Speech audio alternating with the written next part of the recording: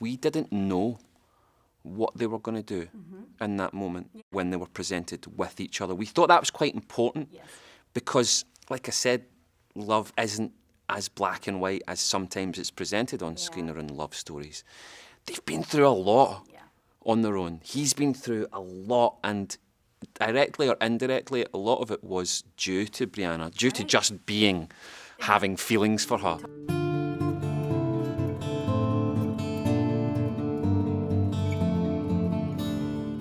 So the big finale of the season, Man of Faith, 2 great moments. One, Roger gets his licks back at Jamie. I'm sure that felt like a great full circle moment for Roger, because again, as you said before, he's a changed man, and this is a moment for him to kind of assert, you know what, you put me in this situation, and here's what I have to say about it. There's a fire in him. Yeah. I think it's that Mackenzie blood starting to boil up, and I think that's just going to remain with him now. Yeah. But yeah, that was really lovely, and it actually played differently to how I read it on the page, because there's a nice moment. I don't know if I haven't actually seen that scene, but there's a nice moment at the end of that fight with Jamie where they kind of have this embrace. Yes. And I thought that's just really nice. That sets up something, you know, that in itself, that moment there can take us places. So yeah, there's the fight. He's getting his fury out, his frustration. He's exhausted. Yes.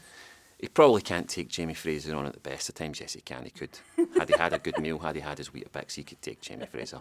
But in this moment, he's been dragged 700 miles across the States. He's knackered. He's done. But he still gives it his absolute last ounce of energy to take out that anger, that frustration in Jamie. It actually ends in quite a touching moment. And then you get to have the huge reunion. It felt like very Gone with the Wind with me. You know, you get a huge wide shot of Bree running towards Roger coming. You know, nobody knew if he was going to. I loved it. It was really, really wonderful. Poor Roger looks like a hot mess coming off of that horse. And you just see that what he has gone through to make that choice. What Sophie and I had discussed, I haven't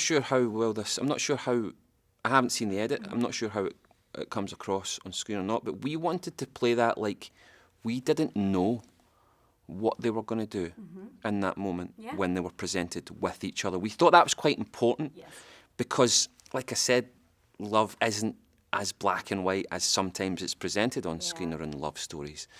They've been through a lot on their own. He's been through a lot, and directly or indirectly, a lot of it was due to Brianna, due to just being, having feelings for her. Like an idiot, I pursued her through time and space, determined to prove to myself and the universe that I did love this woman. You don't really know how you're going to feel until you're presented with that person. You think, you know, as riding along on the horse, you could think it's going to be amazing. I've missed her, I can't wait to see her. But actually, when you're presented with it, you're going to have a whole mixture of emotions and thoughts. Yeah. So we wanted to have a little bit of distance at first. And it's there, and I love it. Yeah, I do. So we're like, you're different people now. We're not now. really sure. Yeah. Like, do I know you? Do you know me? We're changed people. We've been through this incredible journey. How do we feel? Yes. How do we feel about each other? How do you feel? Yeah. And again, it's that honesty thing. It's about playing these things. You must